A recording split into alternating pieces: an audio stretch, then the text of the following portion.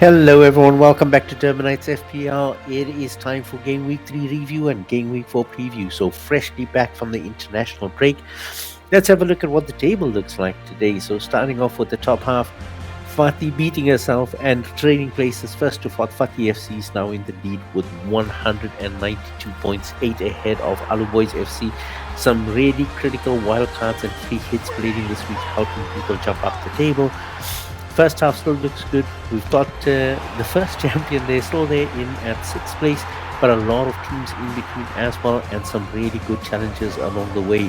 All close to 150 up in the top half of the table. In the second half of the table, very, very close as well. 10th and 11th not split by a single point then, so very, very close around there. Dora the Scorer making a big jump up the table as well after a particularly good week.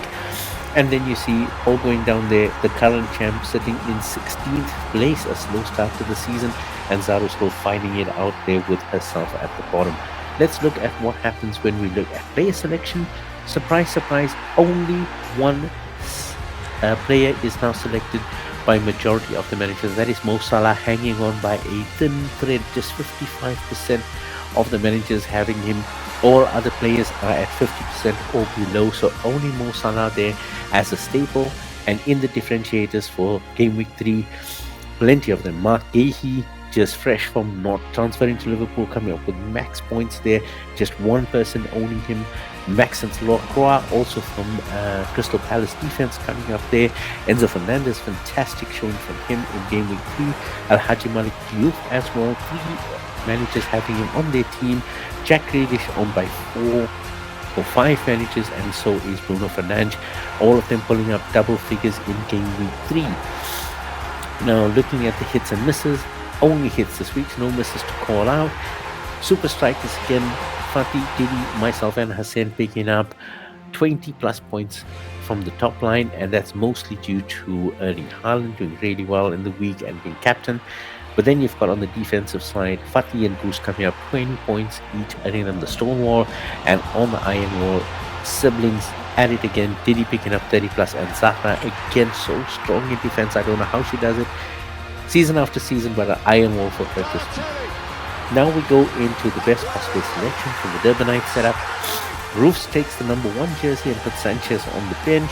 Chalobah coming in with 13, Diouf 10, Gahey with 15 gets our captain's armband this week, Munoz with 9, and Lacroix with 11. So 3 Crystal Palace defenders in that back line this week. They are doing really, really well so far.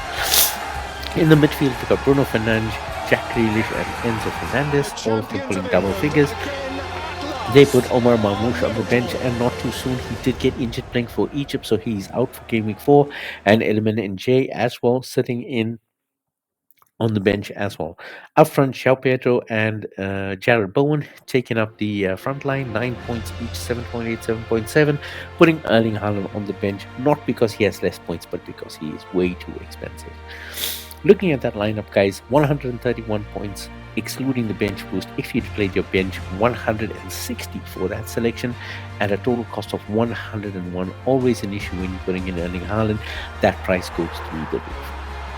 Let's have a look then at what has been happening with the transfer market. So the transfer market closed at the end of Game Week 3. This is the final run in. I'm just going to hover on the screen so that you guys can have a look. Maybe pause it if you want to have a look. Some of the last exits were from Manchester United as well. Rasmus Højlund and Anthony both moving out from Manchester City, as well as you can see Akanji Gundogan. Edison is no longer at Manchester City as well. Donnarumma coming in for him. Tsimikas getting a move away from Liverpool because he needs first team games as well. Nicholas Jackson making a last day move to Bayern Munich, and Ben Chilwell also moving to Strasbourg. If we turn around then and look at transfers in on the last day, quite a few as well, as you can see. Here's Donnarumma coming in from PSG, Lummens joining Manchester United, that's the young goalkeeper from Royal Antwerp. Nick Waltemer coming in from Stuttgart, Newcastle, and Randall Colomani joining Tottenham Hotspur from PSG, so some big names coming into the league as well. And then looking at the interleague moves as well, these are ones that we've been following. So we stopped at Ezi. Zinchenko has now moved from Arsenal to Nottingham Forest, looking for regular game time. Harvey Elliott's a move on loan from Liverpool to Aston Villa, looking for again more minutes. Jadon Sancho making a loan move to Aston Villa as well from Manchester United. And then you've got Johan Wissa completing his move to Newcastle from Brentford, and Alexander Isak, the saga has finally ended, moving from Newcastle to Liverpool. And then Aston Villa picking up Victor Lindelof also on a free as was released from Manchester United, and Alejandro Garnacho finally moving from Manchester United to Chelsea. Let's see if these moves are definitely good for the players and for the clubs. Now, let's move in and look at the matchups. So here we go, the next 10 weeks laid out bare. Let's look at our choices here for tough teams we should avoid. Nottingham Forest coming up for Arsenal. Now, Notts Forest not particularly difficult, but they have had a fairly good start to the season. A tough team, and Ange Postecoglou coming in. So after Nuno Espirito Santo has been fired, Ange Postecoglou is the new Nottingham Forest manager coming up against Arsenal. Don't know if he's going to get a manager bounce out of it. He did do well against Arsenal when he was at Spurs. Then they've got Manchester City coming up, and then Newcastle after that. So again, still very tough games for Arsenal, so maybe don't rely too much on them. Brentford also have tough games coming up in terms of Chelsea, Fulham, and then Manchester United before Manchester City. Burnley also tough fixtures coming up in the next four, as you can see. Same with Everton as well. And then you've got Manchester United who take on City this week, then have Chelsea before they get into Brentford and Sunderland, but then have Liverpool again in game week 8. So it is tough games for Manchester United. They are playing well relative to last season. Results are there and thereabouts, but definitely if you take on their players, you can get points, but you are taking a bit of a risk. On the flip side, Aston Villa, even though they have failed to fire in the first 3 game weeks, they still have fantastic fixtures coming in. Everton coming up next, Sunderland, Fulham, and Burnley before they have a tough run of Spurs, City, and Liverpool coming up ahead of them. So right up until game week 7, I would still favour any Aston Villa assets that you have. Ollie Watkins has been particularly disappointing, but you assume that he'll start getting some goals somewhere along the line. Crystal Palace is another team that has done well, even with a tough start. Now they have 2 games coming up, Sunderland and West Ham, which Olivier Glasner will hope to win to get his team boosted up the table before they need some stiffer opposition in terms of Liverpool and Arsenal coming up. So definitely favour that strong defensive backline. You saw what they could do last week. And then, of course, you've got Jean-Philippe Mateta up front. They are struggling probably a little bit with the creative chances as now that Izzy has moved along and Adam Wharton has some issues with injury, but Crystal Palace are always finding fantastic talent to put in front of their fans. So be ready for that. Liverpool, after facing some very hairy results, now come back with a refreshed front line, one that has all the confidence, guys. Burnley and Everton coming up in the next 2 games, they will look to put them to the sword. Now, don't forget, Alexander Isak played limited minutes for Sweden. Arne Slot has come out to say he appreciates what Sweden has done, considering that Alexander Isak has not had a preseason and has not played a competitive match since the end of last season, and so they have given him limited minutes in the qualifiers. He intends to do the same until Alexander Isak has hit the level of fitness in which he can play longer minutes. This is what Arne Slot has said. Not sure whether he will actually follow that through, but of course Liverpool do have striking options up front. Ugo Ekitike has hit the ground running, so I don't expect that they will be rushing Alexander Isak in.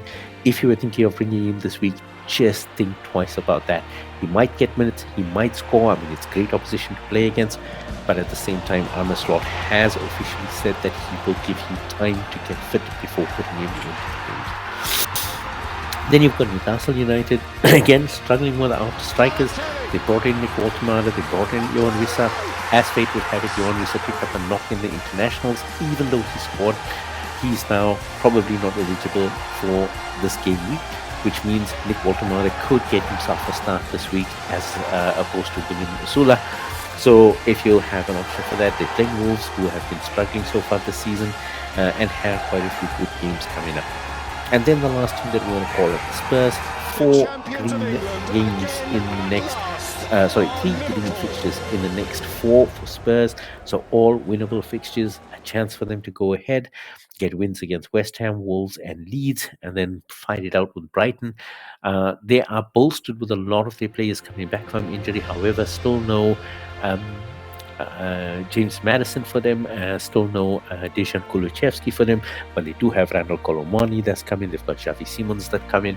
Both of them have had some game time. Xavi Simons played there for the Netherlands as well. He seems to be match fit and ready to go. Randall Colomani probably not as much, but they do have Richarlison up front. Dominic Solanke will not be available as yet, so Randall Colomani might get a few minutes as well.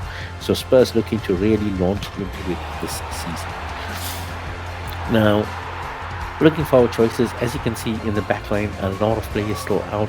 Brantwaite and Asno, both of them might be available for Everton, but for now, no confirmation is had as per the last press conferences that were held with the managers.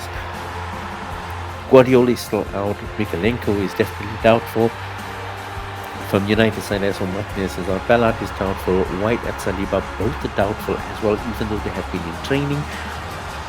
The answer from Mikel Arteta is that he might not chance Daniel Saliba because he has depth in his squad, and so he might not decide to start him against Nottingham Forest. Jeremy Frimpong is still out for Liverpool, unfortunately, and Ola Aina picked up a knock-in on international duty, so he is doubtful. Looking at our picks, though, from the goalkeepers, you've got Bizzo from Aston Villa, has been doing really well as well, and good fixtures coming up for them. Nick Pope, also a good one for Newcastle, picked up 5 points last week. Vicario for Spurs, again for the long term, based on the next 4 fixtures, I think a good pick there. And then, of course, Dean Henderson, who's been an absolute stalwart for Crystal Palace.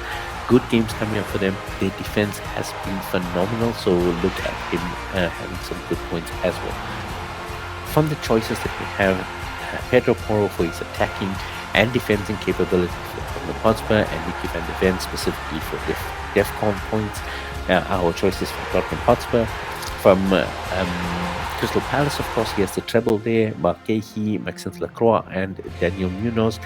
Take your choice based on your budget from those 3.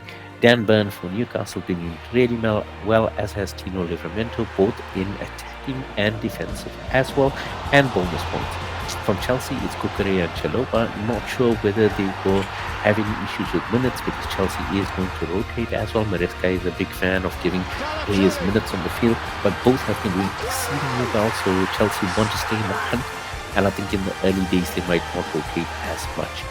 And then, of course, big Virgil van Dijk. Liverpool have some good fixtures coming up ahead, so a chance for him to get some good points. He does get good DEFCON points and clean sheets as well, and he's known to knock in a couple of goals from free kicks as well, or corners. Looking at the midfield, Bukayo Saka is still out, unfortunately, for Arsenal. As we said, Madison and Kulusevski is still out for Spurs. Gordon is still suspended for Newcastle after that tackle on Virgil van Dijk. Cole Palmer is doubtful for Chelsea. Ismail Assar is doubtful for Crystal Palace, but will probably not play. So just keeping you advised on that. Omar Marmoush picking up that knock for Egypt. And Ryan Cherki is definitely out for Manchester City, confirmed by Pep Guardiola. So looking at our picks, guys, Salah at Burnley this week and Szoboszlai at Burnley. These are the options that you might look at for Liverpool. Szoboszlai having a fantastic free kick in game week 3. Not sure if he's going to replicate the same this week, but Salah is probably one who's looking to get on the points scoreboard this week. Eberechi Eze for Arsenal. Now that Martin Odegaard is back, not sure whether he will get the minutes. However, he is one of those creative playmakers that they might want to employ. Might give him some shared minutes with Odegaard if you're interested in that. Tijani Reinders from Manchester City. City coming up against Manchester United this week, so directly contradicting there. Bruno Fernandes and Brian Mbeumo. But of course, anything can happen in a Manchester derby, so depending on where you are with these, you can choose from those 3 players. Morgan Rogers still the most attacking, creative player at Aston Villa. A lot of their attacking moves are going through him, so if anything is going to happen, I would back him to be your pick for Aston Villa in the midfield. Antoine Semenyo is having an absolute screamer for Bournemouth this season, so guys, please feel free to use him. Justin Kluivert is making his way back. We've not put him as a recommendation, not sure how many minutes he will get, but of course that is an option that you can look at 7 million in terms of cost. For Newcastle, a lot of injuries that they have as well. Some doubts over Joe Linton, some doubts over Sandro Tonali has put up a slight knock, but hasn't been flagged as such. But looking at Bruno Guimaraes there, the captain, who will definitely get minutes and is always solid for DEFCON as well. And then Anthony Elanga, the speedy winger, who should help them get some good points against Wolves. Dango Otara from Brentford is the other one that we're calling out. Again, maybe not the best fixtures, but Dango is doing really well this season since his transfer from Bournemouth to Brentford, so one that you might want to keep an eye on.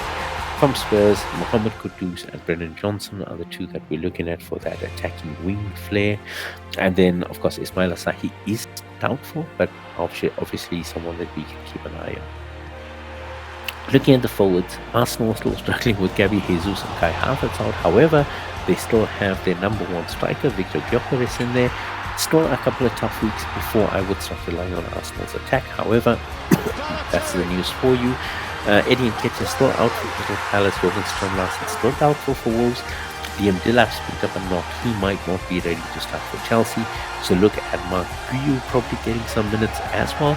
But João Pedro, who's coming back from playing international football at high altitude, might not get more than 60 minutes. So whether they start with João Pedro and then bring in Mark Guiu to finish the game, or whether they start with Mark Guiu and then bring in João Pedro if things are not going well. Not entirely sure what Maresca has up his sleeve. Just wanted to call it out for you. And then, of course, as discussed earlier, Johan Wissa has picked up a knock, so he might not be available for selection for Newcastle's game this weekend. In terms of picks, Erling Haaland doing fantastically in the international break, picking up a hat-trick as well and a couple of assists as well, coming up against Manchester United, who are definitely struggling still. They haven't hit the straps of the Manchester United of old. Maybe a chance for Manchester City to also break their bad start to the season by getting a good win over in this derby. Ollie Watkins has blanked the first 3 weeks of the season. He is a prolific striker though, and the games are still there for Aston Villa. If you have faith, hang on to him. He can probably get a few points for you. João Pedro, as we said, has been Chelsea's talisman this season so far, even in the Club World Cup. He is coming after playing internationals at high altitude, so might be not given so many minutes, but I think he will play in the games and probably will have the ability to impact those games. Then we're looking at, of course, Chris Wood, who's been doing well for Notts Forest. Maybe this week against Arsenal is a bit tough. Notts Forest have been known to beat the tough teams. They've shown it last season.